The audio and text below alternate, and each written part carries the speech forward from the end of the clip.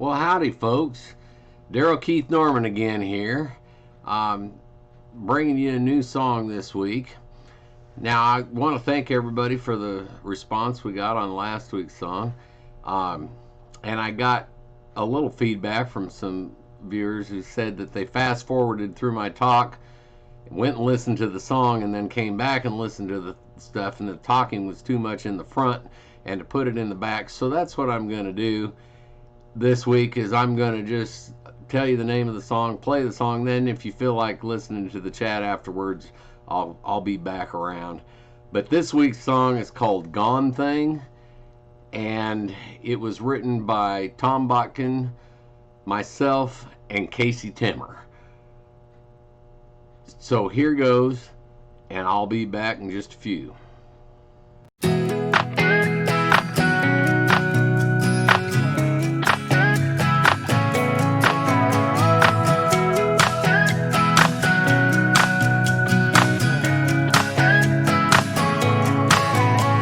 Some say youth is wasted on the young, but that ain't the truth, no, they don't know us. We were free, we were wild, we were Destiny's Child, never going out of style, yeah, at least for a while. It's a gone thing, an old song thing, it's a felt so right doing the wrong thing. It's a headlight dance, it's a last first chance, it's a take your hand, seal the deal thing.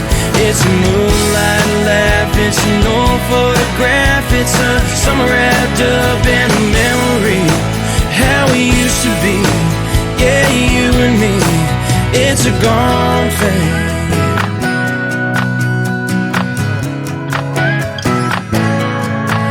It's a midnight drive, it's a kiss so sweet, it's that look in your eyes and your romance cheap. It's going down a road that we didn't know, it's holding on close and letting go. It's a gone thing, an old song thing, it's a felt so right doing the wrong thing.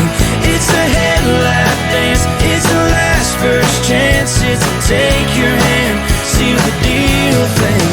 It's a moonlight laugh, it's an old photograph, it's a summer wrapped up in a memory, how we used to be, yeah, you and me. It's a gone thing.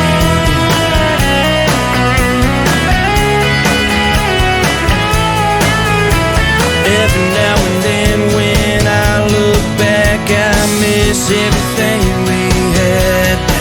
It's a gone thing, an old song thing, it's you and I going our own way. It's a headlight dance, it's a last first chance, it's a take your hand, seal the deal thing. It's a moonlight laugh, now it's all in the past, like that summer wrapped up in a memory, how we used to be, yeah, you and me. It's a gone thing.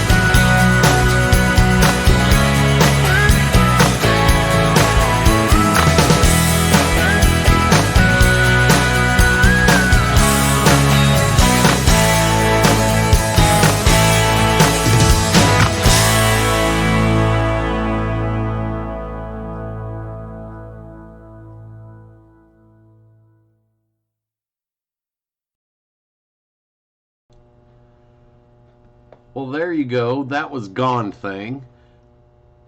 I hope you liked it.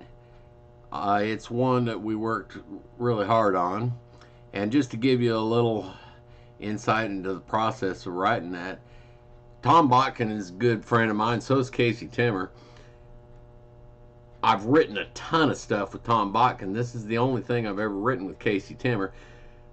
But Tom has had success with a song called Bonfire for Craig Morgan, and Casey Timmer was a writer on Yeah Boy for Kelsey Ballerini, and both of them are just phenomenal writers, and I'm proud to call both of them my friend. Now, when Tom and I write, we're kind of laid back about it. We just kind of go, well, what do you think of this line? And he'll shoot me back, what do you think of this line? And we usually have a lot of fun doing it, but it's pretty laid back. Casey Timmer, on the other hand, is a ball full of energy. And we were sitting here writing this, and it was like Tom would say, "Well, what do you think of this line?" And I'd say, "Well, what do you think of this line?" And Casey would go, "Hold the phone, hold the phone. How about this?"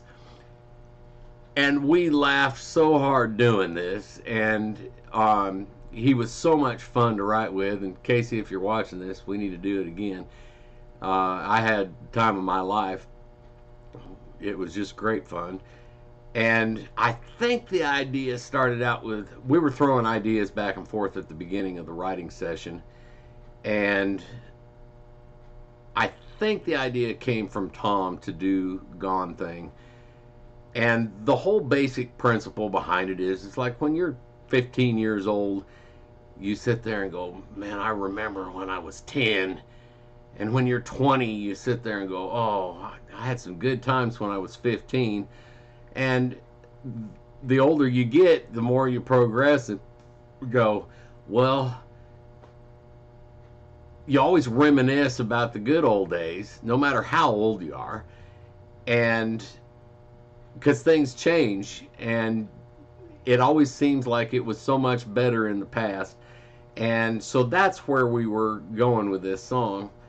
And hopefully it came across.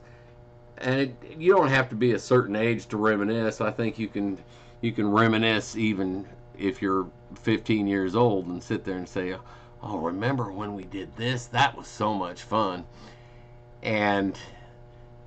But it's gone, you always move on.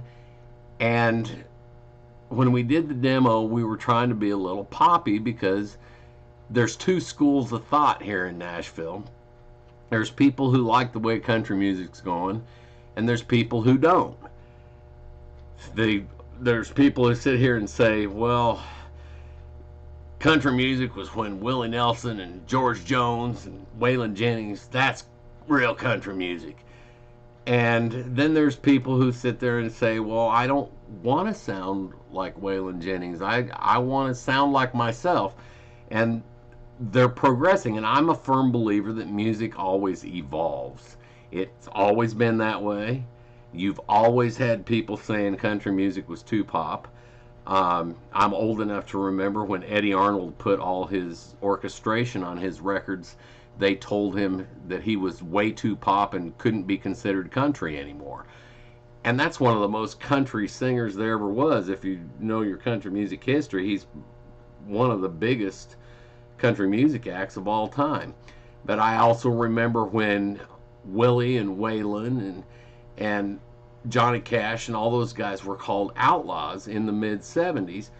And they weren't called outlaws because they were breaking any laws. They weren't following the normal tradition of country music.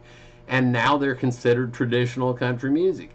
So it's always been that way. When Garth Brooks came, you had people said that was way too rock and roll. You listen to Garth Brooks right now, he's 10 times more country than some of the acts that are out now. It always changes. And 15, 20 years from now, they're going to be sitting there saying, "Sam Hunt was the guy, man. He was country." And it always evolves, and I'm a firm believer in that. And it's like, I always vowed that I would never get so old that I wouldn't like today's music. Now, I will admit that my favorite songs are songs that I learned when I was 15, 16 years old. And there's nothing you can do about that, because it's so new and so fresh when you're that young. That's the music that you relate to for the rest of your life. And I'm a firm believer, the music you listen to from the time you're 15 till about 30, that's the music that's going to define you for the rest of your life. That's just soundtrack to all your life, and that will always be the case. But being in the business, it's like I hopefully trying to sound current so that people who are out there today can sing my songs. And I'm not against anything that's happening today. I've got favorites, but even going back 40, 50 years, I mean, not everything that hit the charts I liked. you know, there was always stuff I liked and stuff that I thought sucked, and I just don't listen to the stuff that I thought sucked. Now, some of you may think this song sucks because it sounds too poppy, and that's fine. I I am trying to get people who are recording today to sing my songs, and I think it came out good. I think it's structured good, and I think it's a lot of fun. So anyway, for better or worse, that's Gone Thing. And I wanted to touch really quick on another thing some of the viewers noticed on last week's video. They said, well, you kind of talked yourself down as a songwriter, and you're a good songwriter. And I wanted to clarify that I wasn't trying to talk myself down. It's just I've seen a whole lot of guys come into this town, have one hit, and then they start doing songwriting camps and critique sessions and writing books and stuff saying they know how to write a great song. I don't think anybody knows how to write a great song. I think you just do it. And yes, there's a skill to it. And yes, I've studied my heroes and I've studied the people that I admire and I try and emulate them. But nobody really knows until a song's a hit. Now, as soon as the song's a hit, they'll all say, oh, I knew that song was a hit. Well, they turned it down 50 times before it was ever a hit. And that's how this town goes. And everybody claims to know. I don't want to be one to sit there and say, well, I'm all that. I know everything. I don't. I still learn something new every time I write a song with somebody. And I that's not what this channel is about, is to sit there and say, well, Daryl Keith Norman really knows how to write a song. It's like, well, hopefully you like the songs, and hopefully I did a good job on them. But I'm not sitting here telling you how to write a great song, because I mean, that comes, each person that I know of that's had success because of their own unique style, and that didn't really fit in to what everybody else was doing. So everybody's got their signature. If you were trying to do this, try and find your signature. Try and say, you know, it's like I remember sitting with Ted Harris, who wrote Hand That Rocks the Cradle Rules the World, and it dawned on me, it's like, that's such a brilliant title for a song. It went to #1 for Steve Wariner. But it really was how Ted talked. He talked like that. You'd be sitting around eating breakfast and he'd go, you know, well, my mother was just a wonderful woman, and you know, I'd talk about my mother, and then he'd go, yeah, well, you know, the hand that rocks the cradle rules the world. And that's just how he talked. He wasn't trying to be clever. He just saw things that way, and that's what a great song does, is shows you a new viewpoint on an old idea, you know. So anyway, hopefully I'm able to do that, and I'm not trying to talk myself down at all. I'm proud of what I've done, and don't get me wrong, I work with people that I admire and that I think are absolutely brilliant, and this site is just basically to try and let people hear the songs, because I hate them sitting here on the shelves, and I just want people to listen. And so that's what this all is about. I'm not trying to say I'm all that, and I'm also not trying to say I suck. I'm very proud of what I do, and don't get me wrong on that. So anyway, there's that. Now, if anybody is a singer out there who wants songs, feel free to contact me at abnormanmusic@gmail.com.